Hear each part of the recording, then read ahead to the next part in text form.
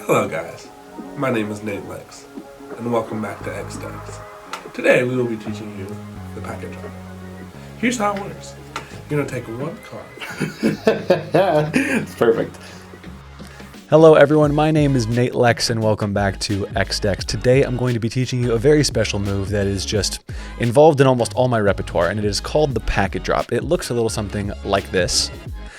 And I learned this move from a tutorial by Zach Mueller, who taught a move called Seattle Light that you can view on his channel. It is still on Fontaine cards, but it's just a little way to get rid of a packet after doing some swing cuts or some swivel cuts, or just a good way to end a move. It's a good closer. I do this all the time in my moves. It's a very satisfying drop, and today I am very honored to get to teach you. If anyone in the comments would like to tell me who originally came up with this, I would love to give them credit, but so far in my very little research, I couldn't find who did it. So today I'm going to be teaching this to you. It's not an original move of my own, and let's get into it.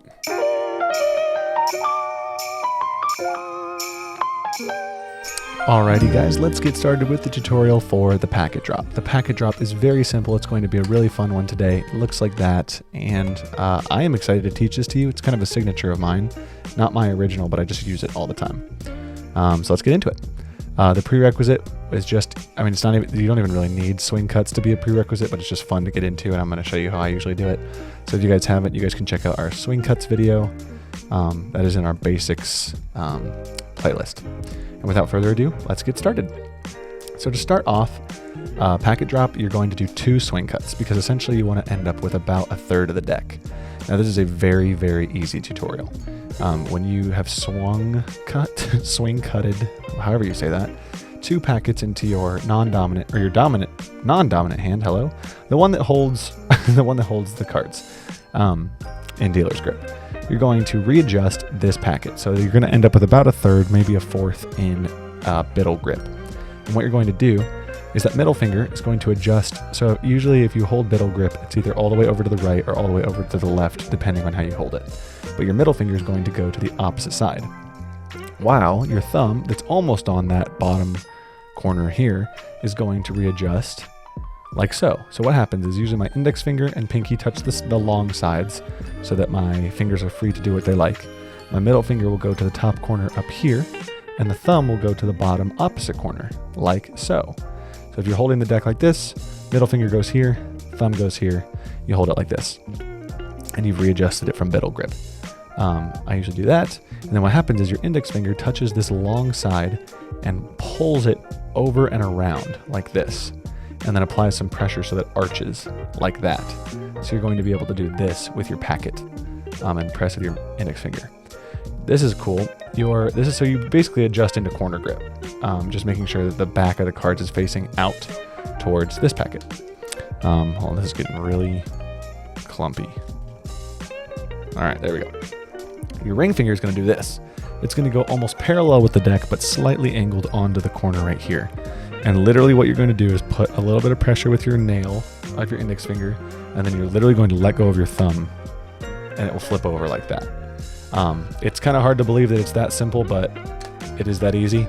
Obviously there's some subtleties where I make it spin like that, and it looks kind of effortless, I should say, or just very smooth, not effortless, but and what I do is it's just kind of like, it's just the way you rotate the card. You guys can practice rotating the card like this to make it look really cool and flourishy. But once you get to here and you drop, what you're going to do, if you go too close, it's going to end up hitting the back like that.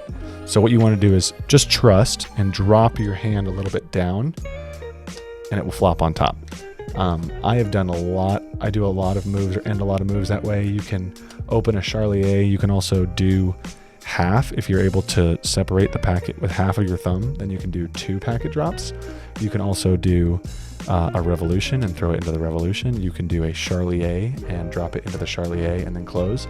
There's a whole bunch of variations you can do with it. It's super fun to play with. And then you can end a move like that and do a combo. Guys, I will walk through it one more time, but the packet drop is pretty easy. So let's go over that one more time.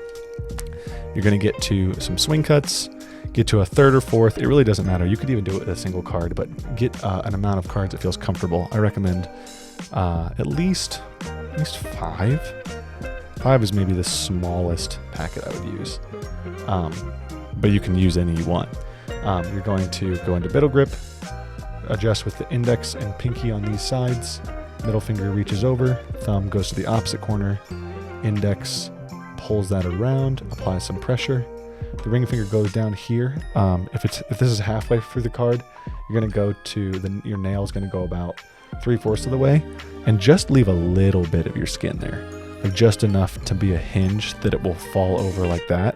Because if you do something like this, it'll stutter the card. You just want it essentially to be like a little ledge that it gets stuck on a little bit for the motion, and it should drop right on top.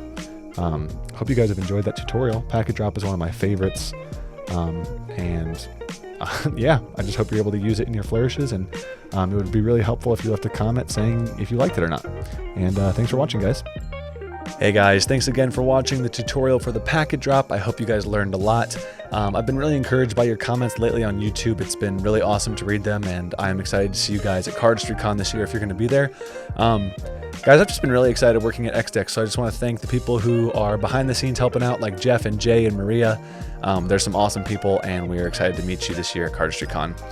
Like always, we'll do our little housekeeping items. So I work for xdex.com. That's in this little, I'm looking at my thing, probably down here.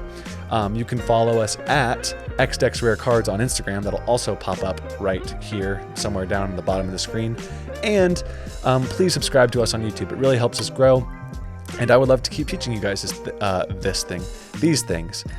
Guys, I've been really excited to see people's progress learning my moves and just other moves that I've taught. So if you want to, you can tag us on Instagram, and I would love to repost your video and watch it. You can always comment and ask questions, and it is an honor to get to teach this art form. I've also been second guessing myself a lot with moves that I've done before because I don't make the most complex moves, but excuse me. I plan on teaching a lot more of stuff that I've come up with, and I think they're just really fun to play around with in your hands, and I hope you guys will like the ones you'll come to see in the future. Anyway, that is all from me today, guys, and I will see you in the next video. Bye.